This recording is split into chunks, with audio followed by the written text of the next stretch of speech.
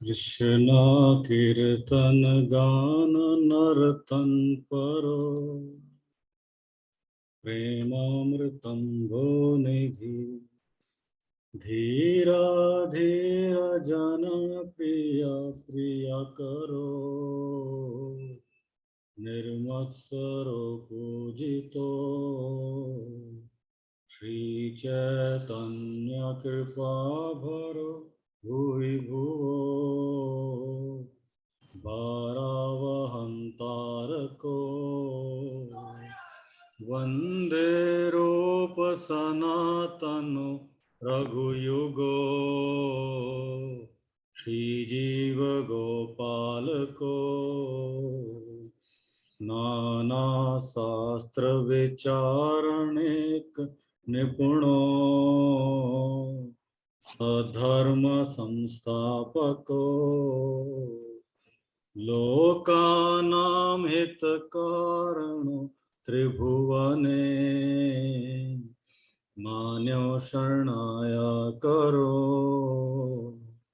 राधा कृष्ण पदारविंद भजना नंदेन मतालिको वंदे रूप सनातनो रघुयुगो श्रीजीव गोपालको त्वक्त्वा तूर्णमशेषमण्डलपति श्रेणिं सदातु च वा भूत्वा दीनगणेशको करुणया कोऽपि न कण्ठाश्रितो गोपी भावरसामृताब्धि लहरी कल्लोलमग्नो मुहुः वन्दे रूप सनातनो रघुयुगो श्रीजीव गोपालको पूजत कोकिलहंस सारस गणा किरणे मयूराकुले नानारत्ननिबधमूल विटप श्रीयुक्त वृंदावने राधा कृष्ण महर्निशं प्रभजतो जीवर्थ मुदा वन्दे रूप सनातनो रघुयुगो श्रीजीव गोपालको वन्दे रूप सनातनो रघुयुगो श्रीजीव गोपालको सांख्या पूर्वक नाम गान नतिभि कालावसानी कृतो निद्राहार विहार कादि विजतो चात्यंत दीनो चयो राधा कृष्ण गुना समृत मधुरिमा नंदेन समोहितो वन्दे रूप सनातनो रघुयुगो श्रीजीव गोपालको राधा कुंड तटे कालिंदितनया तीरे च वंशी वटे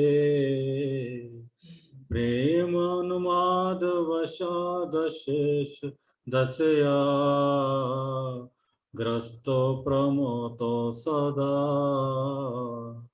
गायन्तो च कदा हरेर् गुणवरम् भावाभिभूतो मुदा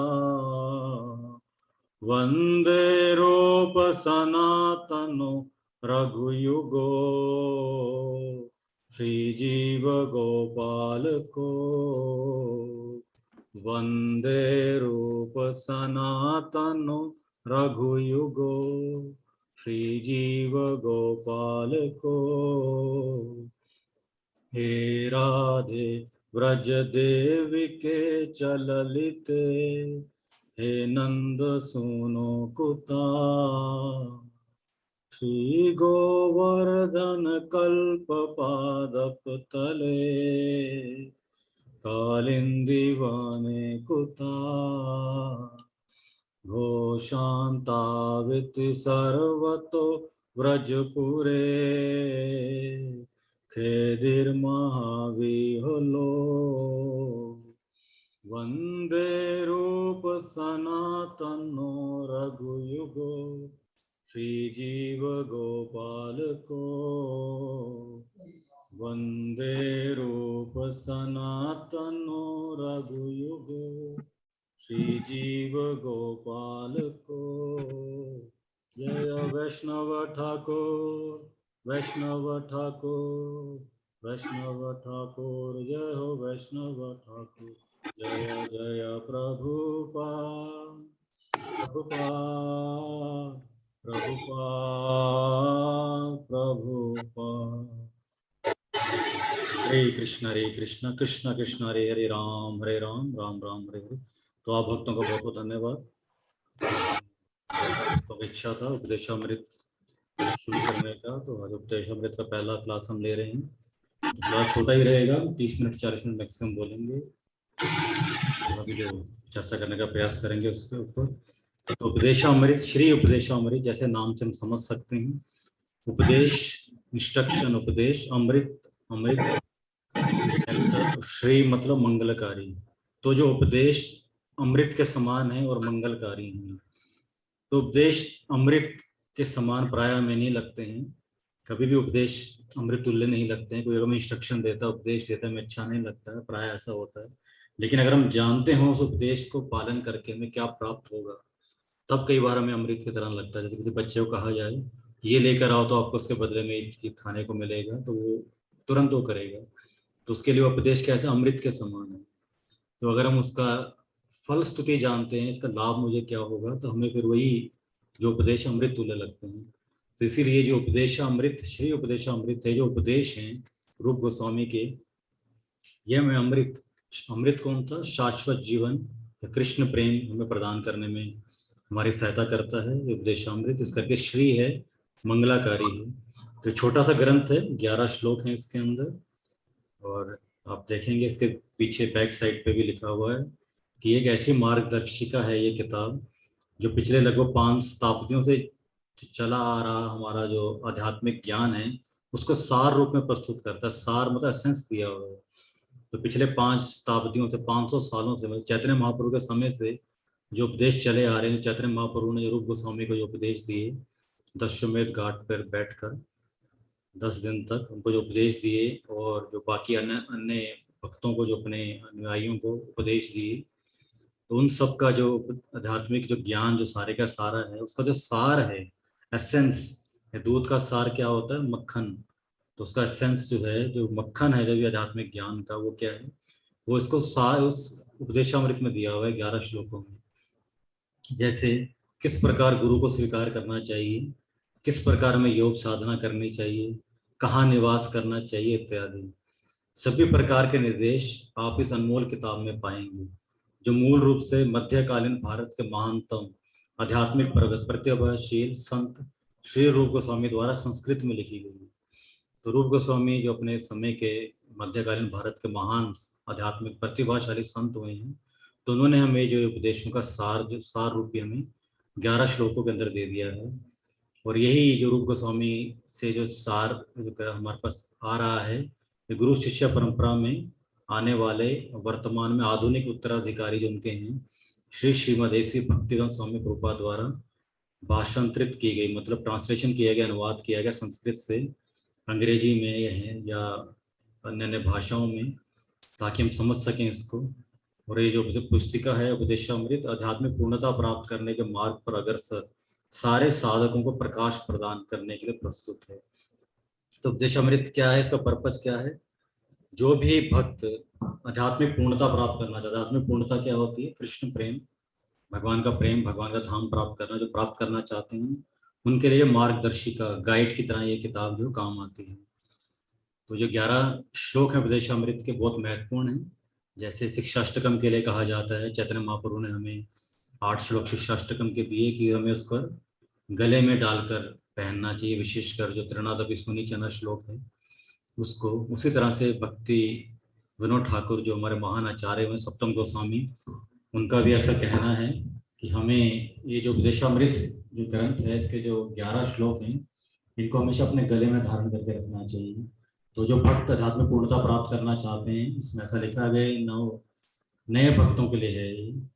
तो ये जो ग्रंथ है, हमें नए भक्त जो हम हैं, साधक रूप से हमें, जो पूर्ण पूर्ण जो भक्त होता है, कृष्ण प्रेम को जो प्राप्त हुआ भक्त है, तो उस तक इसको हमें पहुंचाने में मदद करता है ये ग्रंथ। तो छोटी सी पुस्तिका हमें केवल श्रद्धा के स्तर से कृष्ण प्रेम तक में पहुंचा सकती है।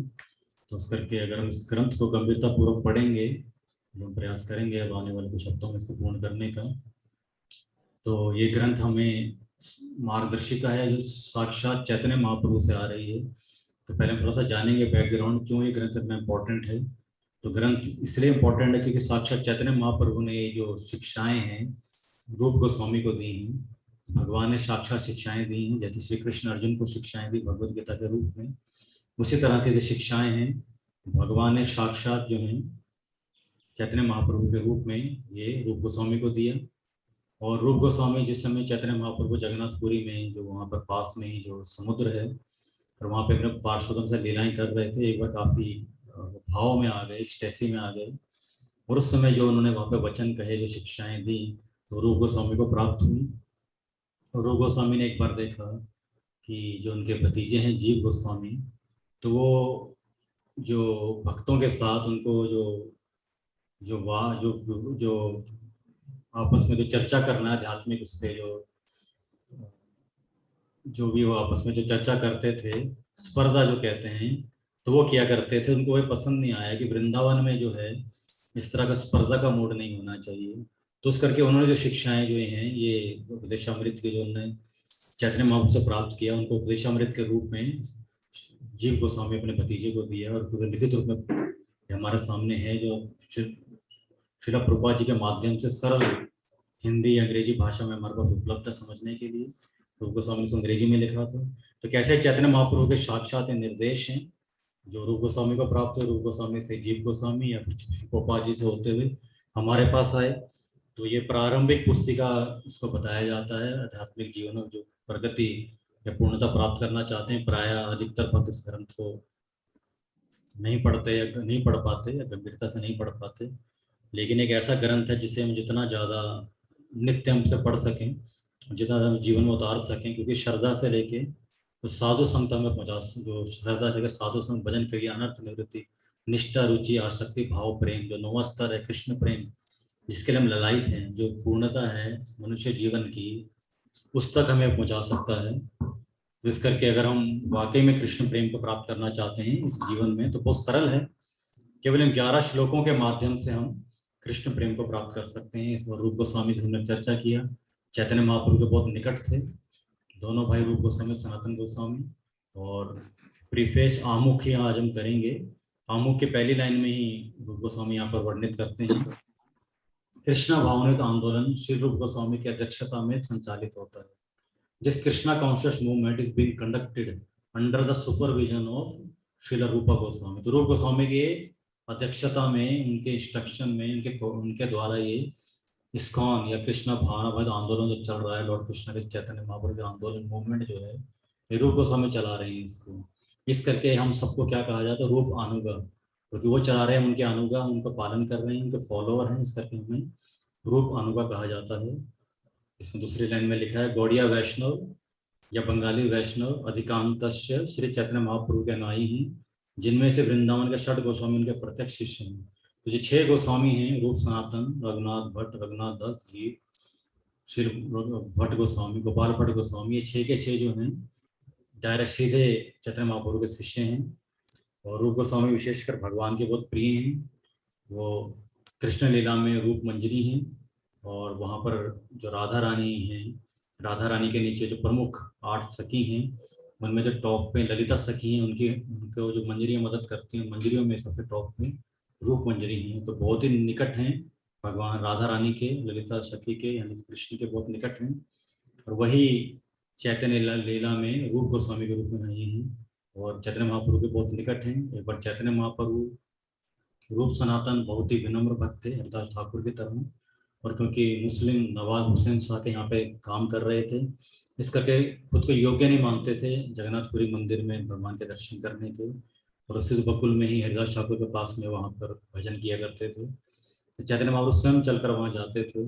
तो एक बार चैतन्य महाप्रभु वहाँ पे गए तो वो एक बार भक्तों के बीच में कुछ गुनगुना रहे थे, राधा कृष्ण के विरह में गीत गुनगुना रहे थे। तो वो रूप गोस्वामी ने लिख कर एक श्लोक के रूप में, और उसको जो झोपड़ी इसकी छत में ऊपर घास के बीच में डाल दिया।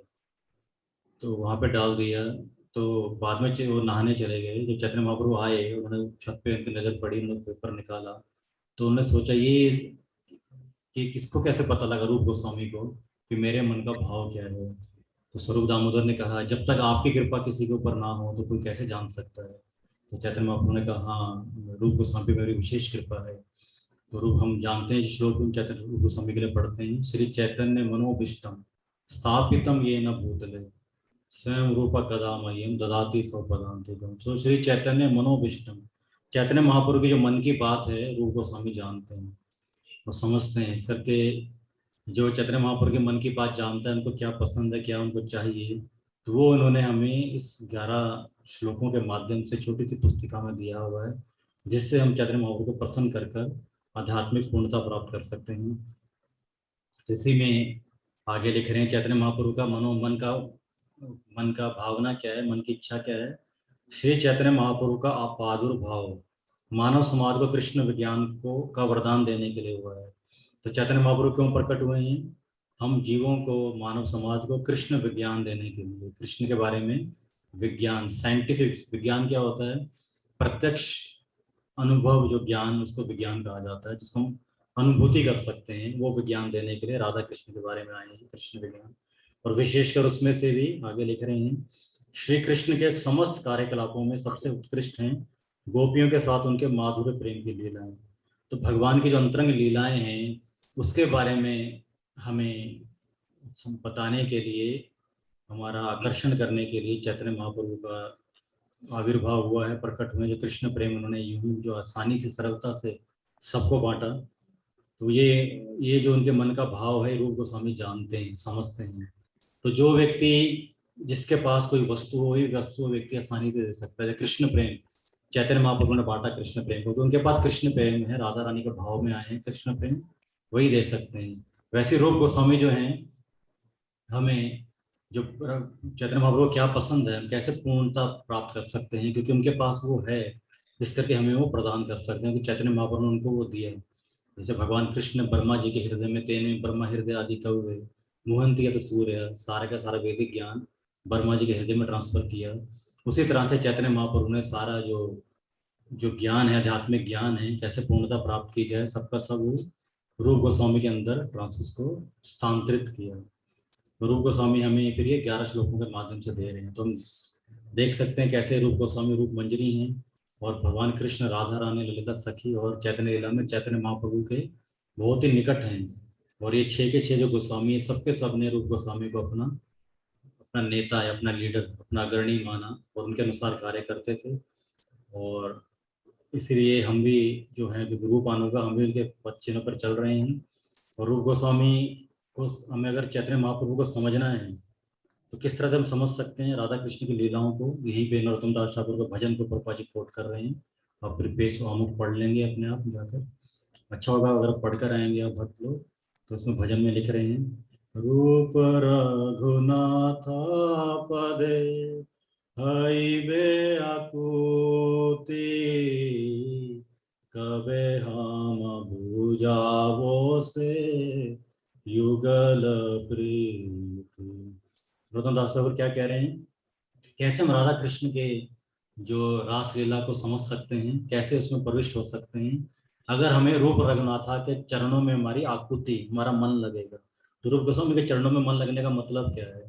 मतलब उनके द्वारा जो ग्रंथ दिए गए हैं, जैसे विशेषकर हम पढ़ रहे हैं नेक्टर ऑफ इंस्ट्रक्शन, उपदेशामृत, भक्ति रसामृत सिंधु, इन ग्रंथों को पढ़ने में हमारा जो उत्साह होगा, तब जाकर हम लोग उत्सुक होंगे। तो नरोत्तम दास ठाकुर प्रार्थना कर रहे हैं, कब वो दिन आएगा जब गोस्वामी के द्वारा जो साहित्य, जो बुक्स दी गई हैं, इनको पढ़ने समझने के लिए मैं उत्सुक होंगे, कितने लोल्यम आएगा, तब जाके मैं राधा कृष्ण के प्रेम व्यवहार को समझने में सामर्थ्य हो पाऊंगा। तो राधा कृष्ण का जो प्रेम है उसको तब तक नहीं समझ सकते जब तक हमें रूप गोस्वामी गोस्वामी के जो ग्रंथ है उनको पढ़ने के बारे में उत्सुकता नहीं जागेगी, क्योंकि जो उसका जो सार है, जो चाबी है, जो कुंजी है, वो गोस्वामी के ग्रंथों के अंदर है। विशेषकर जो उपदेशामृत कुंजी है, ये सार है। तो जो अब तो मुझे पता नहीं, लेकिन हमारे समय पे कुंजी आया करती थी, गाइड। तो जो स्कूल में हम कुंजी पढ़ते थे, जब बुक्स ना भी पढ़े, कुंजी पढ़ के काफी नंबर आ जाते थे, मैक्सिमम पेपर कुंजी में से आता था। तो उसी तरह से ये कुंजी है, ये कुंजी मतलब चाबी, की टू सक्सेस। तो आध्यात्मिक पूर्णता प्राप्त करने के उपदेशम जो ग्रंथ है, ये क्या है? कुंजी है, ये की टू सक्सेस है।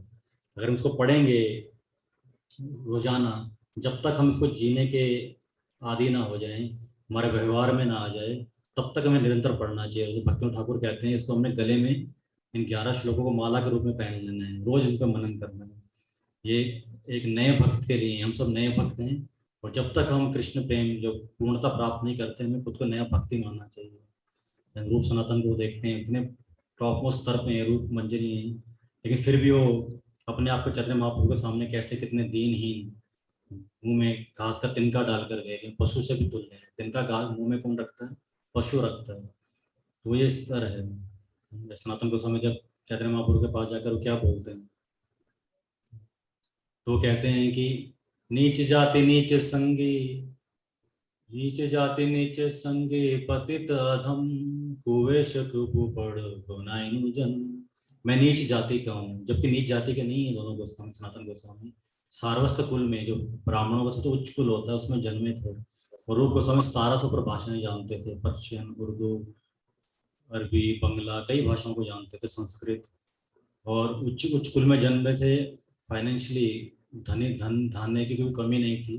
नीच संगी, कि मेरा संग हमारा नीच है, संग उनका नीच नहीं था, लेकिन क्योंकि उनको नवाब हुसैन शाह के यहाँ पे शासन काम करना पड़ा, तो रूप गोस्वामी उस समय क्या, जो हमारा समाज बहुत रूढ़िवादी था, कोई अगर किसी मुस्लिम के यहाँ नौकरी करता था तो उसको समाज से, मनुष्य ब्राह्मण समाज या वैष्णव समाज से बाहर कर दिया जाता था, हिंदू समाज से। तो रूप गोस्वामी दबार जो हैं, दवार दलवीर खास, और जो सनातन गोस्वामी सकार मलिक के नाम से जाने गए, एक फाइनेंस मिनिस्टर, एक प्राइम मिनिस्टर नवाब हुसैन शाह के थे। क्योंकि नवाब हुसैन शाह ने कहा था कि तुम मेरे यहाँ पे नौकरी नहीं करोगे, जानते तो बहुत विद्वान हैं, तो मैं सभी हिंदू वैष्णवों को मैं कष्ट पहुंचाऊंगा। तो हिंदू वैष्णव समाज की रक्षा के लिए उन्होंने उनका नौकरी की। तो खुद को नीच जाति नीच संगी पतित अधम कह रहे, मैं बहुत ही पतित अधम है, कुएं से कुकू पड़ो गोनाई में जन्म, अंधे कुएं में गिरे हुए हैं और अपना जन्म गंवा रहे हैं। तो इतने महान जो इस संत हैं, और कितना खुद को विनम्र भाव से प्रस्तुत कर रहे हैं, इनकी महानता है। तो अगर हम इनको समझने के लिए राधा कृष्ण की लीलाओं को, जो चैतन्य महाप्रभु चाहते हैं कि हम कृष्ण के विज्ञान को समझाने के लिए आए, उसमें से विज्ञान का भी सार क्या है?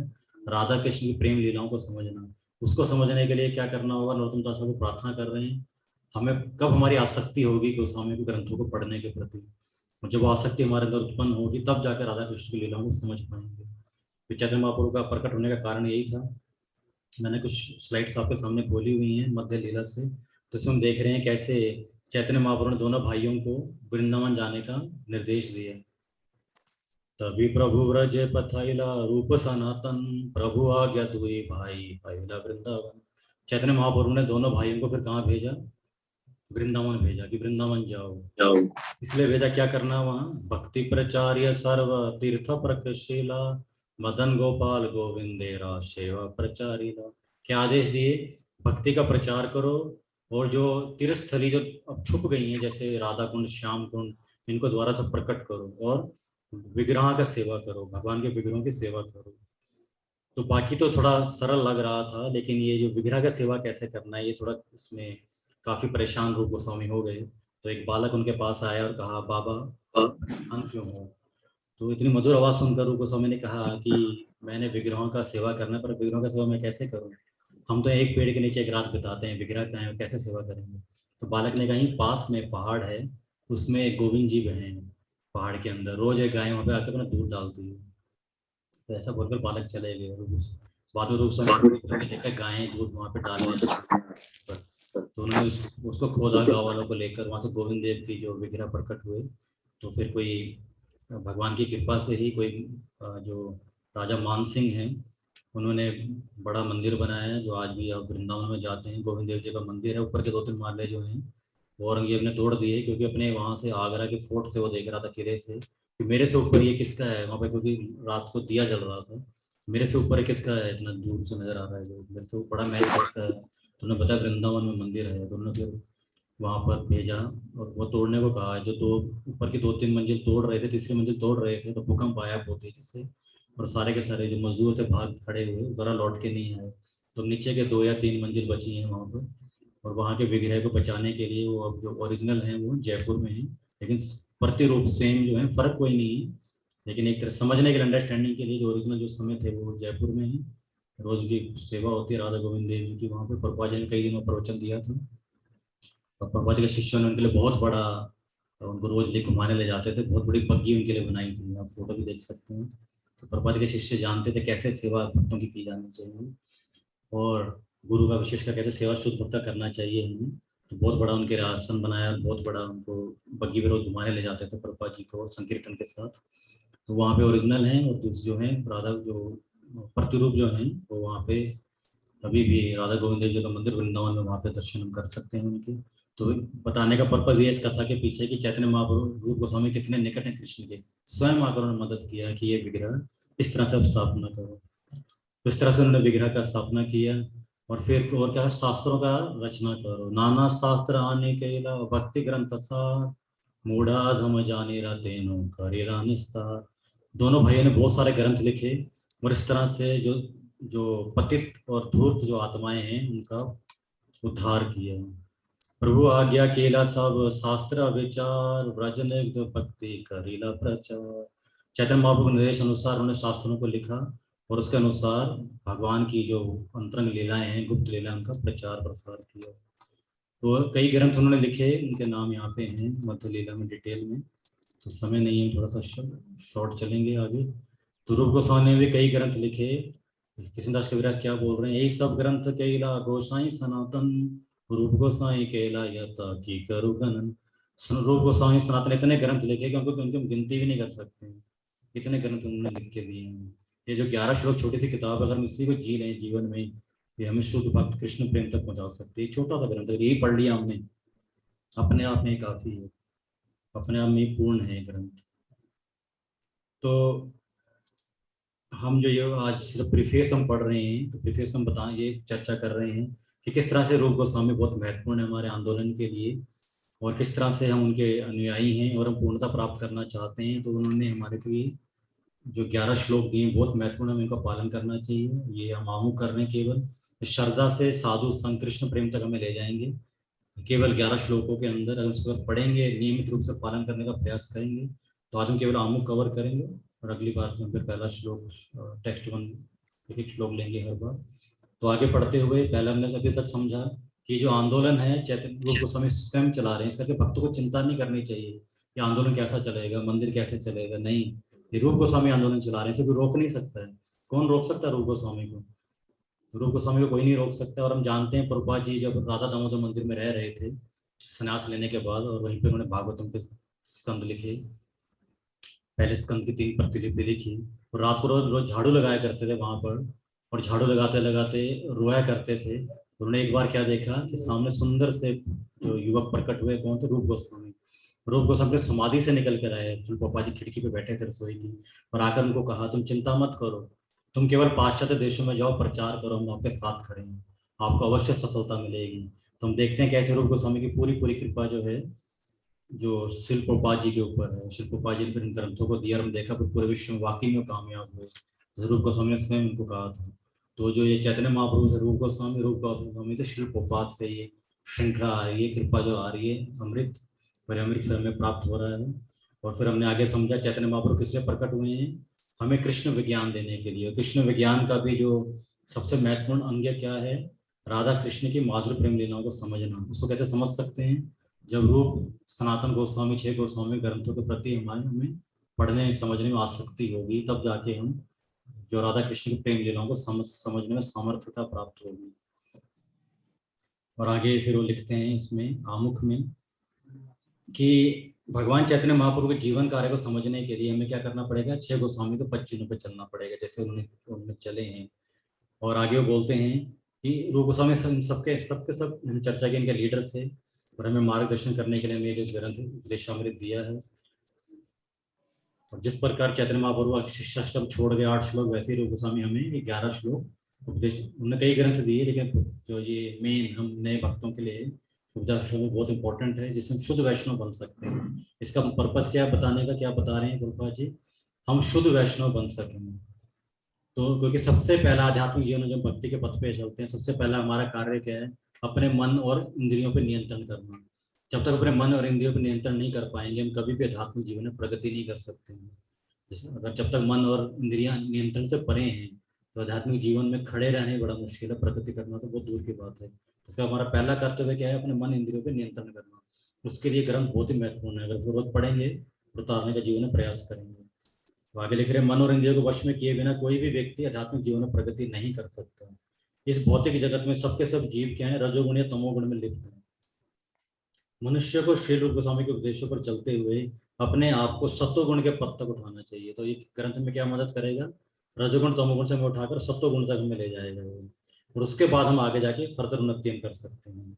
और धीरे धीरे कैसे आगे प्रगति करें, वो धीरे धीरे हमारे सामने स्पष्ट होता चला जाएगा। हमारे को रास्ता भगवान के धाम का धीरे धीरे क्लियर होने लग जाएगा। आगे लिखते हैं गुरुपाद जी आमुख में कि कृष्ण भावनामृत में हमारी जो प्रगति है अनुयायी की मनोवृत्ति पर निर्भर करती है। The advancement in Krishna consciousness depends upon the attitude of the follower. इस आध्यात्मिक पथ पे हम कितनी प्रगति करेंगे हमारी एटीट्यूड पे, हमारी मनोवृत्ति पे निर्भर करता है। तो मनोवृत्ति मतलब कर्म योग, ज्ञान योग, भक्ति योग, किससे हम लोग दूषित हैं? कर्म योग मतलब कि हम आध्यात्मिक पथ पे आते हैं, लेकिन इच्छा क्या होती है कि मैं करता हूँ या मुझे इसका लाभ मिलना चाहिए, मुझे इसका फल मिलना चाहिए, मेरा नाम होना चाहिए। कर्म योग की मनोवृत्ति है। ज्ञान योग की मनोवृत्ति क्या है कि ज्ञान के अनुशीलन के पीछे भागना, ज्ञान अर्जित के पीछे, ज्ञान अर्जित करना लक्ष्य है। तो ये दूसरा जो ज्ञान योग की मनोवृत्ति है, उस तो वो भी पथ में बाधा आध्यात्मिक पथ उस पर। और तीसरी मनोवृत्ति क्या होती है? वो भक्त की मनोवृत्ति है कि कृष्ण ही एकमात्र जो है सर्व कारण कारण करता वही है, भगवान करता है, और हम भगवान के सेवक हैं। और भगवान का सेवा करना, भक्तों का सेवा करना, भगवान की प्रसन्नता के लिए कार्य करना, ये हमारा जो स्वरूप है। तो 3 मनोवृत्ति हैं। तो ये कौन सी मनोवृत्ति को हम पालन करते हैं, हमारा कैसा एटीट्यूड है, उस पर निर्भर करता है हम कितनी आध्यात्मिक प्रगति कर पाएंगे। कर्म वाली मनोवृत्ति है कि मैंने किया है, मुझे फल मिलना चाहिए। ज्ञान वाली मनोवृत्ति केवल ज्ञान का अनुशीलन करना। और जो भक्त की मनोवृत्ति, सेवा जो भाव है, वो उस पर निर्भर करता है हम कितनी प्रगति करेंगे। दूसरा, तो ये हमें देखना है किस मनोवृत्ति को हम पालन करते हैं, उससे मेरे एडवांसमेंट डिपेंड करती है। और आगे लिख रहे हैं कि कृष्णवत आंदोलन के अनुयायी को, हम सबको, हम जिस आंदोलन के अनुयायी हैं, हमें पूर्ण गोस्वामी बनना है। तो गो होता है इंद्रियां, स्वामी मतलब इंद्रियों का स्वामी। तो हम जब पहले इंद्रियां, मन, आँख, नाक जितने इंद्रियां हैं, तो हमें उनका स्वामी बनना है। तो आगे लिख रहे हैं वृंदावन में सभी मंदिर के संचालक गोस्वामी की पदवी से जाना जाता है। तो जो कोई भगवान कृष्ण का पूर्ण भक्त बनना चाहता है, अगर हम भगवान कृष्ण के कंप्लीट डिवोटी, परफेक्ट डिवोटी बनना चाहते हैं, तो हमें क्या बनना पड़ेगा? गोस्वामी बनना पड़ेगा, मतलब इंद्रियों का स्वामी बनना पड़ेगा। और जब तक हम इंद्रियों को वश में नहीं करते, तब तक हम गोस्वामी नहीं बन सकते। हमें पहले गोस्वामी बनना है, उसके बाद हमें क्या बनना है? शुद्ध भक्त बनना है। और जब शुद्ध भक्त बनेंगे, तब जाकर हम सर्वोच्च सफलता प्राप्त कर सकते हैं। उसके लिए हमें 11 श्लोक जो है उपदेशामृत में मदद करेंगे, जो मेरे गोस्वामी ने प्रदान किए हैं। उन्होंने कई पुस्तकें लिखी हैं, जैसे भक्ति रसामृत, सिंधु विदक माधव, ललित माधव। लेकिन उपदेशामृत जो है नए भक्त के लिए प्रारंभिक उपदेश है। तो मनुष्य को उपदेशों का पालन अत्यंत दृढ़ता से करना चाहिए। हमें करना ही करना है उपदेशों का पालन। उपदेश है ये, उपदेश का पालन करना चाहिए, सजेशन नहीं है। तो ये मैं सुझाव देता हूँ, उसको हम इग्नोर कर सकते हैं, मैं नहीं मानता सुझाव, आपका सुझाव मैं नहीं मानता, लेकिन उपदेश होते हैं उसको हम इग्नोर नहीं कर सकते। उपदेश का मतलब उसको पालन करना ही करना है। जैसे भगवत गीता क्या है? उपदेश शास्त्र है, 700 उपदेश हैं। ऐसे 11 उपदेश है नए भक्त के लिए। अगर हम नए भक्त हैं हम पूर्णता प्राप्त करना चाहते हैं, कृष्ण प्रेम चाहते हैं, तो हमें इन उपदेशों का पालन करना होगा। और पालन करेंगे, शुरू में ये विष के समान प्रतीत होंगे, लेकिन जैसे हमने बताया, क्योंकि वो अनुभव कर रहे हैं रूप गोस्वामी इस अमृत का, इस करके हमें दे रहे हैं, इस अमृत को बांट रहे हैं, तो ये उपदेश अमृत है और श्री लगा है, मंगलकारी है, हमारा मंगल होगा अगर हम उपदेश का पालन करेंगे। और हमें जैसे हम पालन करते जाएंगे, हमें कुछ समय के बाद वाकई में लगा, हाँ वाकई में अमृत है। तो जस्ट जो इंस्ट्रक्शन शुरू में विष के समान पॉइजन लगती है, लेकिन हम पालन करते हैं, एक दिन में लगता है नहीं वाकई में अमृत है। जब हम देखते हैं हम शुद्ध होने लगे, हम फिर धीरे धीरे निष्ठा, रुचि, आसक्ति भाव अलग अलग स्टेप पे आते हैं, तो कृष्ण प्रेम को प्राप्त करते हैं। इसके लिए हमें दृढ़ता से उपदेशों का पालन करना है, तभी हमारा जीवन सफल बनना अधिक सुगम हो जाएगा, सरल हो जाएगा। अगर हम उपदेशों का पालन करेंगे, देखेंगे हमारा भक्ति का पथ इतना सरल हो जाएगा, और हम बड़ी सरलता से, तीव्रता से हम भक्ति के पथ पे, अभी तो गिर पड़ रहे हैं, उठ बैठ रहे हैं, लेकिन एक दिन चलेंगे, फिर एक दिन भागेंगे, फिर हम 11 उपदेशों का पालन करेंगे। हरे कृष्ण। तो ये प्रभा जी आमुख में बता रहे हैं, आज विश्व महोत्सव वाले दिन उन्होंने कृष्ण बलराम मंदिर में लिखा, रमन रेती वृंदावन में, 20 सितंबर 1965 को। तो बहुत महत्वपूर्ण ग्रंथ है। तो ये आज हमने थोड़ा आमुख पे चर्चा करने का प्रयास किया, अगली बार से हम टेक्स्ट 1 लेंगे, तो इसको आप पढ़कर आइएगा, इसको मनन कीजिएगा। नेक्स्ट टाइम फर्स्ट वर्ष 1 हम लेंगे, तो किसी का कोई जिज्ञासा पूछ सकते हैं, अदरवाइज हम नेक्स्ट टाइम मिलेंगे। कृष्ण, नेक्स्ट संडे शाम को 4 बजे। किसी भक्त का क्वेश्चन है तो आप में से? हाँ जी, कुछ कहना चाहते हैं अक्षय प्रभु? हरे कृष्ण। हाँ जी बोलिए प्रभु, अक्षय प्रभु। No, Prabhu, it's okay. हो गया? It's okay, Prabhu. No, no thank questions. You. ठीक है, तो हम फिर अगले हफ्ते फिर मिलेंगे रविवार को शाम को 4 बजे। तब तक के लिए हरे कृष्ण कृष्ण कृष्ण हरे हरे, हरे राम राम राम हरे हरे। श्री गोस्वामी पाद की जय, जगदीश गोपाल की जय। हरे कृष्ण। Thank you.